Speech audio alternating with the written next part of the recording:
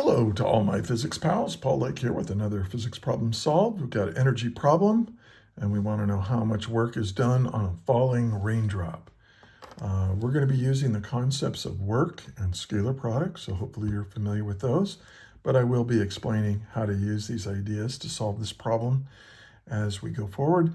A raindrop of mass 3.35 times 10 to the negative 5 kilograms falls vertically at a constant speed. Okay, it's falling with a constant speed under the influence of gravity and air resistance. Hey, we got a problem with air resistance, huh? Don't get those very often in introductory physics.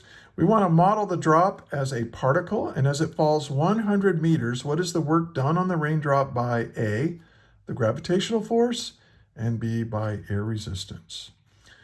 Okay, so again, I want to suggest that you pause the video right now and try to solve this yourself.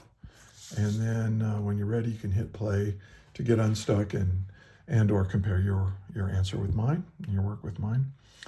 And if you find this useful, please give it a thumbs up, like, share, subscribe, all that kind of good stuff. And I am a physics tutor, so check in the description for a way to get a hold of me if you would like a private physics tutor. I'm pretty good at this stuff. All right. So let's get started. We've got here's what's given. We've got a raindrop. We're going to treat it like a particle. So here's my drop, and it's we've got forces acting on it, right? We've got the force of gravity. And I always just call the force of gravity mg. And then we've got this air resistance. I'll call it F sub r for the force of resistance. And then the mass of this is 3.35 times 10 to the negative 5 kilograms. Okay, so that's the mass of the raindrop. And what are we trying to find? Oh, also it falls 100 meters. Falls down this direction, 100 meters. This is delta y equals negative 100 meters. And I'll go ahead and say in the j hat direction. You can use unit vectors like that if you want.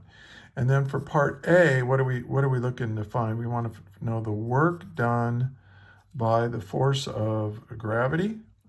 The work done by, I'll just say the work done by mg. I'll use that subscript there. And then for B, we want the work done by that resistive force.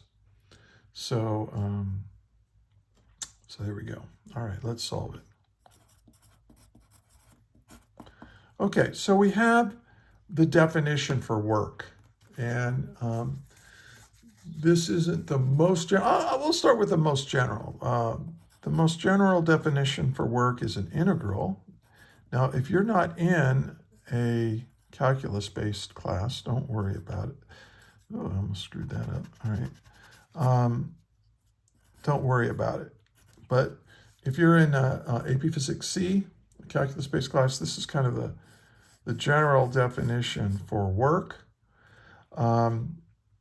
Now, if the force is constant, it comes out of the integral, and what you end up with, and the forces both here are constant, so we can use this as our basic equation.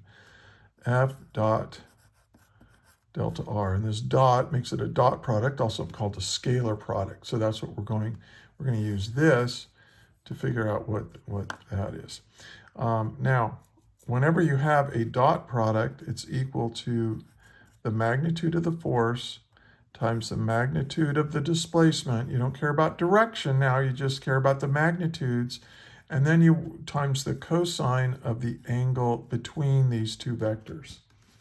Okay, so that's what we're going to be doing. So let's do for part A. Well, the work done by gravity. Well, what is the force? Well, the magnitude of the force is just m times g, right? That's my force of gravity. Now, what is the magnitude of my displacement? Well, I'm going to call that delta y. That's just the magnitude of, now what is the cosine of the angle? What is the angle? What is the angle between the displacement vector, which is down, and the gravity vector, which is down? They're both down. What's the angle between down and down? Well, that would be 0 degrees. And of course, what we know what the cosine of 0 degrees is? It's 1. Okay. So, let's figure this out. This is 3.35 times 10 to the negative 5 kilograms times G. I like to use newtons per kilogram. That is the force of gravity pulls on stuff. If you're on near the Earth's surface, gravity pulls with 9.81 newtons of force for every kilogram of mass you have. I like that a lot better than using meters per second squared, because meters per second squared implies an acceleration, right? Well, this is not accelerating. It's just moving straight down with a constant velocity. So I think it's more appropriate to use newtons per kilogram in this problem. Now, what is delta y? Well, the magnitude of it is 100 meters. And then the cosine of 0 is just positive 1. And so that is, let's get a calculator out and see if you can do this faster than I can. 3.35 times 10 to the negative 5 times 9.81 times 100 equals, and I get if I round it off, it's 3.28 times 10 to the negative 2. And I'm just going to express this in like this, 329 joules. So this is how much work gravity did. It did positive work on the raindrop. And we'll talk about the difference between positive work and negative work here in a minute. Now, part B, we've got, the work done by that resistive force. Well, we don't know what the resistive force is, do we? They didn't give us that. But we can figure out what it is quite easily, because this is really a free body diagram, isn't it? We've got the force of gravity, we've got the resistive force. So if I want to know solve for that resistive force, I can sum the forces in the y direction. That equals ma in the y direction. That's Newton's second law applied in the y direction. And let's make up positive y. And so this resistive force is in the positive direction. And then plus negative mg. The gravity is down, negative. I'm just going to subtract it. Minus mg equals, now what is the acceleration? Well, it tells us that the object is moving with constant speed going down. So it's reached what's called terminal velocity. This is very common. If you jump out of an airplane, hopefully with a parachute, but before you pull that parachute, at first you accelerate down with 9.81 meters per second squared, right? Because there's no forces opposing the force of gravity. But as soon as you start moving with any kind of speed, you got lots of wind, and that wind resistance pushes up on you, and it cancels out some of the gravity. And the faster you go, the more wind resistance there is, until they equal each other, until the wind resistance equals your weight. And that usually happens for, most ordinary sized people around 110 to 120 miles per hour. And which is not survivable, right, when you hit the ground. So what a parachute does, when you pull that parachute, it dramatically increases your wind resistance, your air resistance as you come down, to the point where it decreases your velocity, so that so that the two forces, the air resistance force and the force of gravity, are equal to each other. And you reach that, what we call terminal velocity, that constant velocity as you drift down to a survivable, like maybe, a couple of meters per second. And of course, modern parachutes, they're almost like wings. You can fly them and stall them out, and they're quite neat. But in any case, because in this problem, because we have constant speed, that means the acceleration is 0, which means, hey, the magnitude of that resistance force is just equal to the magnitude of gravity. But we know it's up, right? So this is just going to be mg again, and that's the magnitude of this resistive force, and then the displacement is still 100 meters. But now we get to the thing that's different. Well, actually, I meant to leave that as variable. Let's put in our values now. Well, we know what this is, right? mg 100 meters. mg times 100 meters. We know this is 0.0329 joules, okay? But what's the angle between the displacement, which is down, and my air resistance force, which is up? What's the angle between up and down? It's 180 degrees, right? And what's the cosine of 180 degrees? -1. Oh, so the resistive force does the same amount of work as gravity, but it does negative work. Negative work. Isn't that cool? So here's the thing. Gravity is trying to add energy to my system. Let's make my system just this raindrop, okay?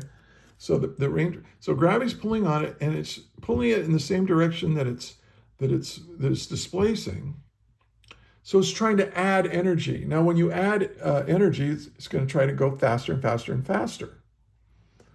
But the resistance force is taking that energy away. It's trying to slow it down.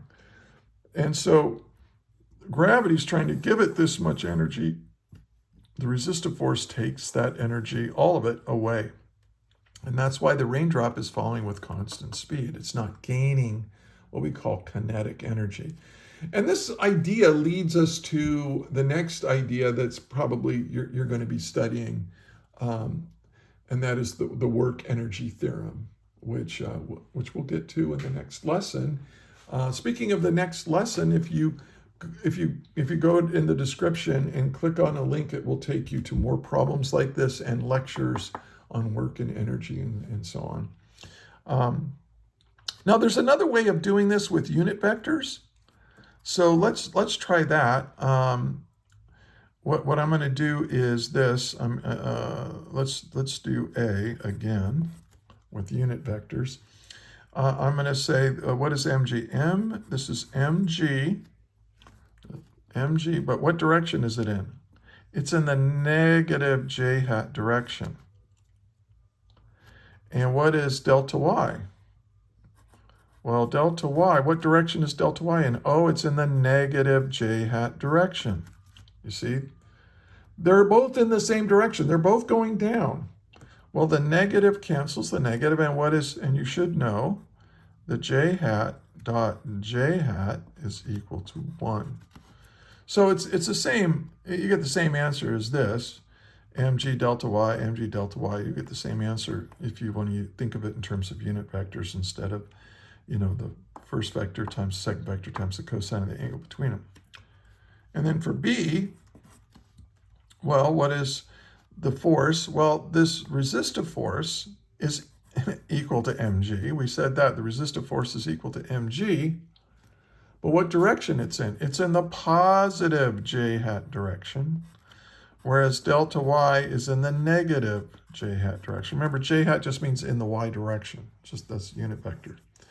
And so positive j hat, so positive j hat dotted with negative j hat is equal to -1. And so that you get the negative work from here. So it's just a different, this -1, also the cosine of 180, that's where you get the -1 over here. So just a different way of looking at the same problem. And again, hey, if you found this useful, please give me a like and that helps helps people find it through the magical algorithm of YouTube. Also, if you have a question or if you think I made a mistake or something like that, leave a comment. I answer every comment, and I appreciate those comments. And again, it helps other people find it. So, and if you got this far, I want to thank you for watching. And until the next video, may the net force be with you always. That is all.